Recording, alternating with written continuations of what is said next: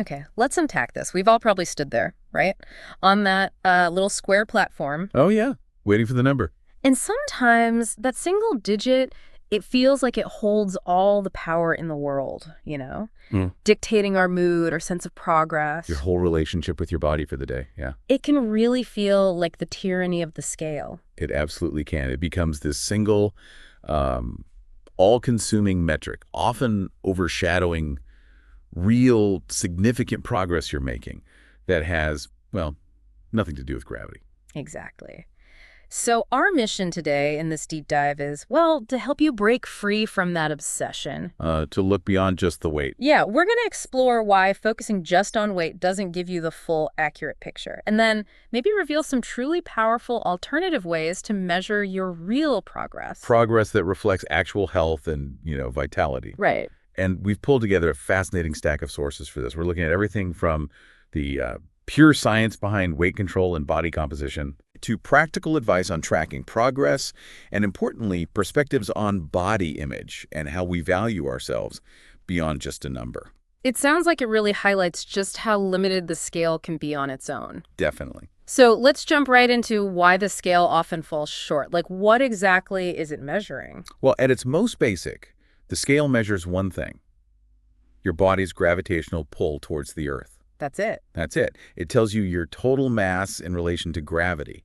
It doesn't inherently measure health or fitness or, body composition on its own. And that's where the daily frustration comes in, I guess, because that number bounces around so much. I saw sources mentioning fluctuations of several pounds day to day are totally normal. They are completely normal. And understanding why helps take away some of the power of those fluctuations. Okay, so why do they happen? Well, these daily shifts are often due to things like water retention. Ah, water weight. Exactly. Influenced by salt intake, carbohydrate intake, maybe recent exercise, or even hormonal changes. Plus, the volume of food still moving through your digestive system, or simply needing a bowel movement. That can add weight too. Even muscle soreness. Yeah, even muscle soreness from a tough workout can cause temporary water retention. Your muscles hold on to water to repair themselves. None of these things are actual fat gain. Okay, this is where it gets really interesting, I think, and crucial for understanding real progress. The scale doesn't know the difference between muscle and fat. Precisely. And this is a major, major limitation. Why is that so key? Well, muscle is much denser than fat. So as you embark on a wellness journey that includes, say, strength training, you might be building muscle. Which is a good thing. An incredibly beneficial thing. The science shows it helps reduce diabetes risk, decreases fat accumulation over time, supports your joints. Lots of good stuff. Right. But as you gain this valuable, dense muscle, your weight on the scale might stay exactly the same. Or even go up. Or it could even increase, yeah. Even if you're simultaneously losing body fat. The scale just gives you that total number. It doesn't tell you the proportion of muscle to fat. Wow.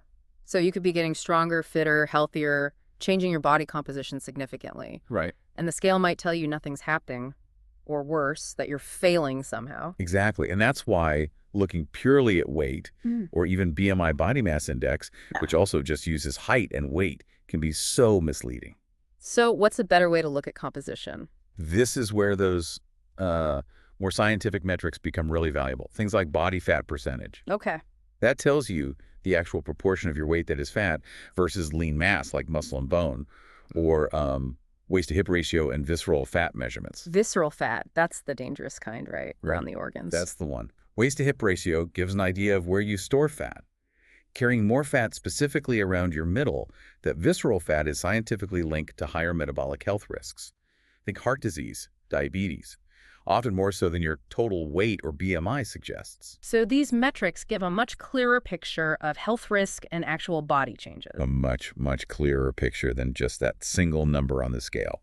Okay, beyond the physics and the science of composition, you mentioned the psychological impact earlier, the kind of obsession with the number. Oh, it can be incredibly damaging to your mindset, your relationship with yourself. It's huge. How so? Well, obsessively weighing can lead to deep frustration, self-doubt, a whole cascade of negative self-talk. I can see that. Like seeing a small uptick just ruins your day. Exactly. It can instantly erase feelings of accomplishment from, positive choices you made. It generates panic, sense of failure, Hmm. It can trigger feelings of guilt and shame, and for some people, it can even contribute to unhealthy cycles of like restriction followed by binging. So it turns the whole health journey, which should be positive, Right. into this stressful number-driven game. Pretty much.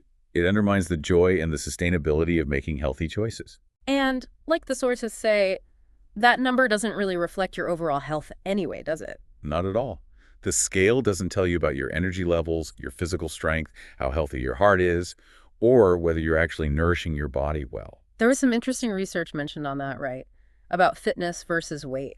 Yeah, really compelling research. Studies have shown that reduced exercise capacity, basically, your body's ability to do work, to move and sustain effort, is a powerful predictor of mortality risk. More so than BMI sometimes. Sometimes even more so than BMI, yes. Mhm. And other studies showed that fitter individuals tend to have better metabolic markers. Think blood sugar, blood pressure, regardless of their actual body weight So focusing on how your body functions. and what it can do. That seems far more indicative of long-term health than just its weight. Okay, this is fascinating because it feels like the most meaningful signs of progress are often the ones you feel or see in everyday life, not the ones a machine tells you. Exactly. Which brings us nicely to the concept of non-scale victories. NSVs. I like that. Yeah, NSVs are incredibly powerful because they reflect real-life wellness, as one source put it beautifully. Real life wellness. They're the changes that truly impact your daily life, your energy, your capabilities, your long-term health, Yeah. in ways the scale just cannot measure. Okay, let's dive into some concrete examples then. What are some physical changes we can track besides just weight? Well, a simple old-school tape measure is a fantastic alternative. Just measuring inches. Yep. Tracking changes in circumference around your waist, hips, thighs, arms. This can give you a much clearer picture of fat loss and body recomposition, especially if you're building muscle. Because muscle takes up less space than fat, right? Exactly. So these measurements often change even if the scale doesn't budge. And it's probably best to take them less frequently, maybe like once a month, to see meaningful trends, rather than getting hung up on tiny daily changes. That makes sense. And related to measurements, just paying attention to how your clothes fit. Oh, absolutely. Your clothes are incredibly honest indicators. They don't lie. They really don't. If your favorite pair of jeans feels looser around the waist or a shirt fits better across the shoulders, that's tangible, undeniable evidence of progress. It doesn't matter what the scale says at that point. Yeah. It's a direct daily reminder. What about progress photos? I know some people find those helpful. They can be incredibly powerful, yeah. Taking photos front, side, back under consistent conditions is key. Like same lighting, same clothes. Exactly. Same time of day, similar minimal clothing, same pose. Doing this maybe monthly or every 6 to 8 weeks. Comparing those photos can reveal subtle changes in body shape and posture that you just don't notice day to day looking in the mirror. It shows a story the scale misses entirely. Completely. Okay, so moving on from the physical changes we can see or measure, what about how you feel? Energy levels came up as a huge NSV. Oh, this is a massive win. A huge indicator of overall health and vitality improving. Just feeling more energetic through the day. Yeah. Having less of that, dreaded afternoon slump. Being able to get through your tasks without feeling completely drained. This is a direct reflection of properly fueling your body, staying hydrated, getting more active. It's a profound improvement in your quality of life. And improved sleep quality is another big one, isn't it? Huge. Better sleep is truly a cornerstone of both physical and mental health. How does that show up? Falling asleep faster, maybe sleeping more soundly through the night, waking up feeling genuinely refreshed. These are signs your body is recovering effectively, your hormones are regulating better, your metabolism is functioning more optimally. It's a really fundamental shift towards better health.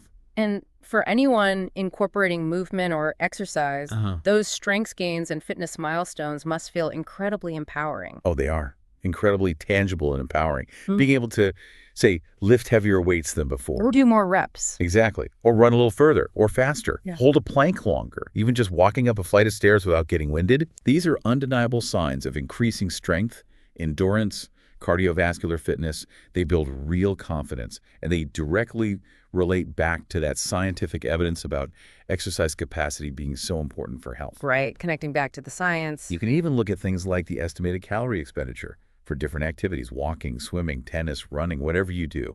Seeing how much energy your body is expending, becoming more efficient, it's another way to quantify the work your body is doing, beyond just weight. What about changes in mood and mental clarity? Is that an NSV too? Absolutely. A critical, often overlooked one. Feeling less anxious, maybe having a more positive outlook generally, experiencing clearer thoughts, better focus. Hmm. These are profound benefits that often come from nourishing your body better, managing stress, getting that physical activity in. A healthier body really does support a healthier mind. Okay, and finally, what about the habits themselves? Can just sticking to healthier habits be a victory? Yes, this is perhaps the most important one for achieving sustainable long-term wellness. Why is that? Because consistently making healthier food choices most of the time, staying hydrated, prioritizing protein, moving your body regularly, these behavioral changes are the true indicators of lasting progress. Because they're things you can actually control. Exactly, they're within your direct control. Hmm. And they align with those fundamental scientific principles like energy balance, calories in versus calories out, Mhm. and getting the right mix of macronutrients, carbs, protein, fat. Right, the building blocks. Focusing on mastering these controllable daily actions is far more productive, far more empowering than fixating on an outcome like weight loss, which is influenced by so many factors beyond just your daily habits. Okay, so these alternative metrics, these non-scale victories, they offer a much richer, more accurate picture of what's really happening with your health, your vitality, your fitness, much more than the scale alone. Definitely. What if someone still feels like they want to use the scale? Is there a way to approach it that's, less stressful, more constructive? That's a great question. You absolutely don't have to throw the scale out the window if you find it useful in some way. But changing how you use it is really key to building a healthier relationship with it. Making it a tool, not a judge. Precisely. The goal is to make it a source of data, not a source of judgment or self-worth. So maybe using it less often would be a good start. Exactly. Weighing no more than once a week is a pretty standard guideline. Or maybe even just every 2 weeks. Why less often?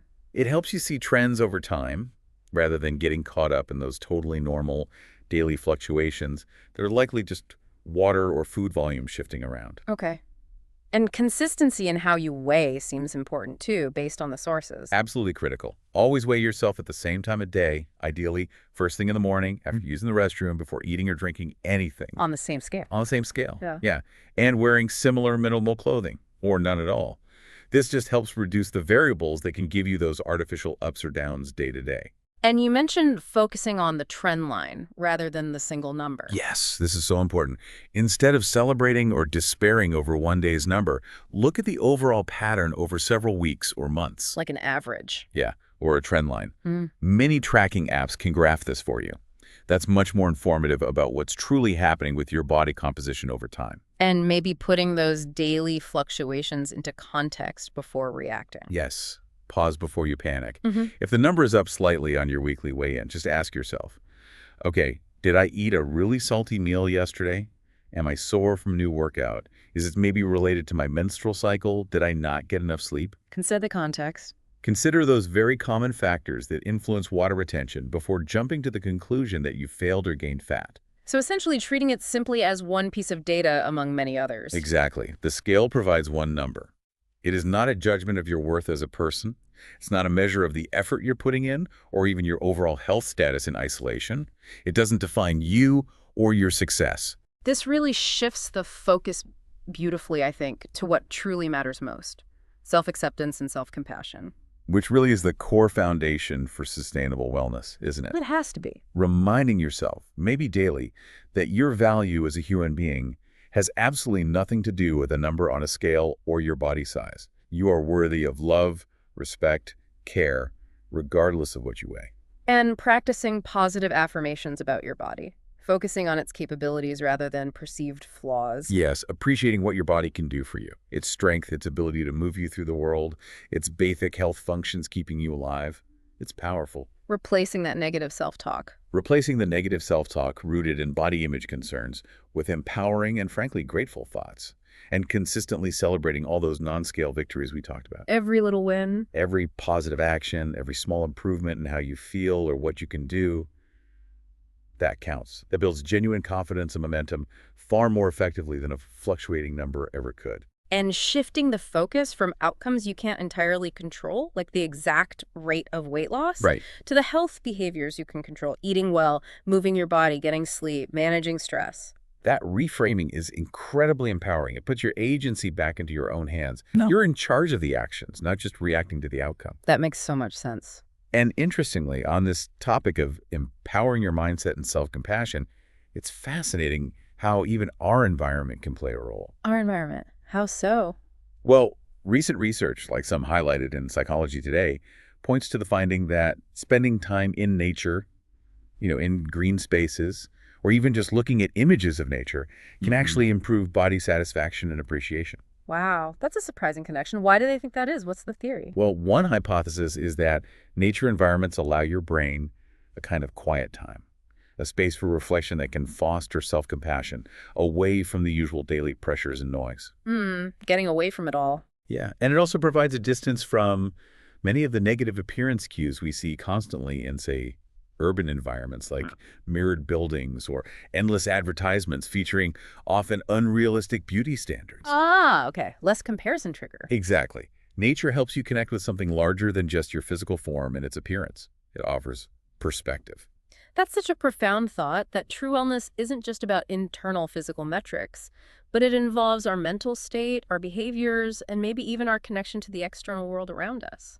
It truly paints a much more holistic and I think vibrant picture of what it really means to be healthy and well. So to kind of bring this all together then, true progress, this real-life wellness, it isn't about chasing a number on the scale or fitting into some societal ideal. Not at all. It's really about vitality, energy, joy, building sustainable habits that feel good. Cultivating strength, both physically and mentally, and fostering a positive, compassionate relationship with yourself through it all. It's about embracing all the many forms your progress can take, isn't it?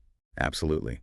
Celebrating the incredible journey of improving how you feel, how your body functions, how you experience life, the focus shifts to feeling good and living life fully. So the message is, let go of the scale's grip, or at least loosen it significantly. Yes. Embrace the multifaceted nature of your progress. Focus on feeling strong, capable, vibrant in your own skin. Well said. And maybe here's a final thought to leave everyone with, building on everything we've discussed today. If our traditional metrics, things like weight and BMI, are so limited if they don't really measure true health or fitness, and can even be actively harmful to our mindset and self-worth, then how much of our personal pursuit of health, or a better body, has actually been driven by those external pressures? By chasing those external numbers, rather than being guided by the internal experience of feeling genuinely good, strong, and comfortable in our own skin. That's a deep question. And given that surprising connection between nature and body image we just touched on, could shifting our focus outward towards experiencing the natural world, maybe cultivating the inner self-compassion, could that actually be a more powerful, more authentic path towards a genuine form of wellness, one that truly transcends numbers altogether?